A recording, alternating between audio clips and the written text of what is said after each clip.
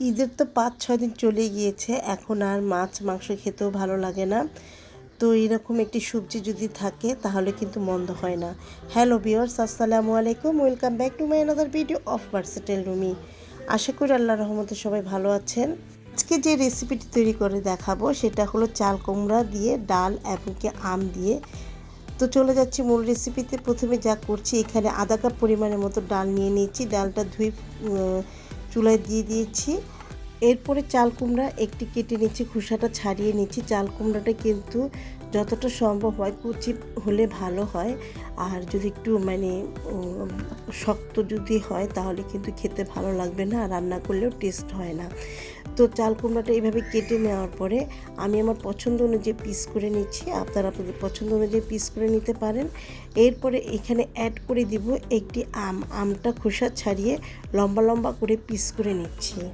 ঈদ তো শেষ হয়ে গিয়েছে, এখন আস্তে আস্তে করে কর্মব্যস্ততাও তৈরি হয়ে গিয়েছে, আর ঢাকাও মোটামুটি ফাঁকাও ছিল। এখন কিন্তু একটু ভরপুর হতে শুরু হয়ে গিয়েছে। তো আমটি এভাবে পিস করে নেওয়ার পরে ডালটা যখন বয়েল হতে শুরু হয়ে যাবে, একটু নরম হতে শুরু হবে, তখন কিন্তু আমি চাল কুমড়াটি দিয়ে দিচ্ছি। চাল কুমড়াটা দেওয়ার সাথে সাথে কিছুক্ষণের মধ্যে এটা নরম হয়ে যাবে চাল কুমড়াটি। কারণ যেহেতু আমার চাল কুমড়াটি একদম কুচি, বেশি শক্ত না, বাড়তি না আর কি। তো এইভাবে নাড়াচাড়া দিয়ে দেওয়ার পরে যখন নরম হয়ে আসবে তখন অ্যাড করে দিচ্ছি হাফ চা চামচের মতো হলুদের গুঁড়া, দিয়ে দিচ্ছি স্বাদ অনুযায়ী লবণ। এরপরে ভালোভাবে নেড়ে চেড়ে মিশিয়ে নিচ্ছি। এরপর এখানে অ্যাড করে দিব কাঁচামরিচ, আর আমটা যে ফালি করে রেখেছি আমটা দিয়ে দিচ্ছি। আমটা দিয়ে দেওয়ার পরে একটু ভালোভাবে নেড়ে চেড়ে দেওয়ার পরে আমার ভিডিওটিতে অবশ্যই লাইক কমেন্ট শেয়ার করুন, আর সাবস্ক্রাইব করে আমার পাশে থাকুন প্লিজ। আপনাদের সাবস্ক্রাইবের মাধ্যমে কিন্তু আমাকে অনুপ্রেরণা যোগাবে।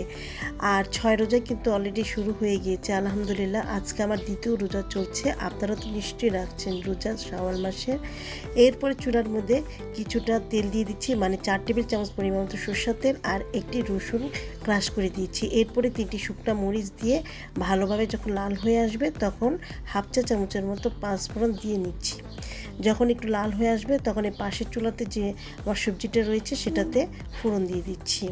আর এটা খেতে কিন্তু অসাধারণ হয়েছে, ভাত, রুটি এবং কি পরোটার সাথে কিন্তু বেশ ভালো লাগবে। তো আমার এই খাবারগুলো আমি আজকে তৈরি করেছি, খেতে কিন্তু অসাধারণ লাগবে এখন এই সময়টা। আজ এ পর্যন্ত সবাই ভালো থাকুন, ধন্যবাদ।